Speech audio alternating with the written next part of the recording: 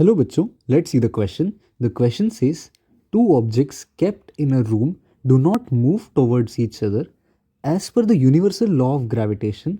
Why? तो यहाँ पे हमारा जो की कंसेप्ट वो होगा लॉ ऑफ ग्रेविटेशन। ये लॉ ऑफ ग्रेविटेशन से हम सॉल्व करेंगे। तो यहाँ पे क्या कहा है कि दो ऑब्जेक्ट्स है, ये मान लेते हैं ऑब्जेक्ट 1 ऑफ मास m1 और ये ऑब्जेक्ट 2 ऑफ मास m2। ये एक दूसरे की तरफ मूव क्यों नहीं होते, जबकि यूनिवर्सल लॉ ऑफ ग्रेविटेशन ये कहता है कि हर एक ऑब्जेक्ट जिसके पास मास है वो दोनों एक दूसरे की तरफ अट्रैक्ट होंगे, ये दोनों अट्रैक्ट होने चाहिए। तो अभी हम इसको समझते हैं कि ऐसा क्यों नहीं होता।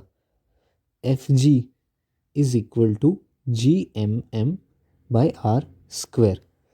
यहाँ पे जो टर्म है ये, इसमें g की वैल्यू होती है 6.67 इंटू 10⁻⁻11। तो ये इतनी छोटी वैल्यू है, पर यहाँ पे ग्रेविटी का फोर्स क्यों लगता है, क्योंकि m जो मास ऑफ अर्थ हम कंसिडर करते हैं उसकी वैल्यू है 6 इंटू 10⁻24। इतना बड़ा मास है।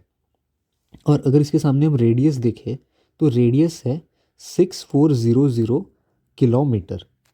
भले ही ये किलोमीटर में है, पर फिर भी अगर हम इन दोनों को देखें, इन दोनों का अगर हम r जो है वो डिनोमिनेटर में, दैट मीन्स वो ऊपर जा कर के हमेशा माइनस में होगा, माइनस समथिंग, उसकी पावर माइनस में होगी। पर फिर भी ये जो मास है अर्थ का मास, वो इतना बड़ा है कि फिर भी हम एक फोर्स जनरेट कर पाते हैं। अभी अगर हम दूसरा केस देखें इन दोनों का, तो इन दोनों के केस में क्या हो रहा है, इन दोनों का मास जो है वो नेग्लिजिबल है, negligible in comparison to earth mass. उसके सामने कुछ भी नहीं है। अभी हमारे जो ऑब्जेक्ट्स है अर्थ पे, उसका मास कितना हो सकता है, वो अर्थ के मास के सामने कुछ भी नहीं है। तो इसीलिए जो ग्रेविटेशनल फोर्स उन पे जो लग रहा है वो इतना स्ट्रॉन्ग नहीं है।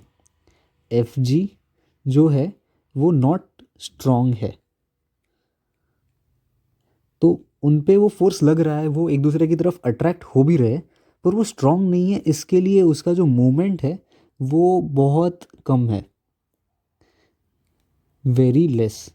और इसको भी हम मान सकते हैं नेग्लिजिबल, मतलब ये हो ही नहीं रहा है मूव। तो इसका अगर हम आंसर लिखे तो ये होगा कि the objects do not move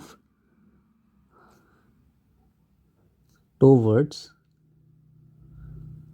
each other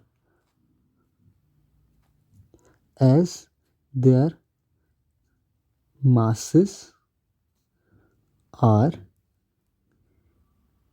very less in comparison to mass of earth. Hence they generate negligible force of attraction.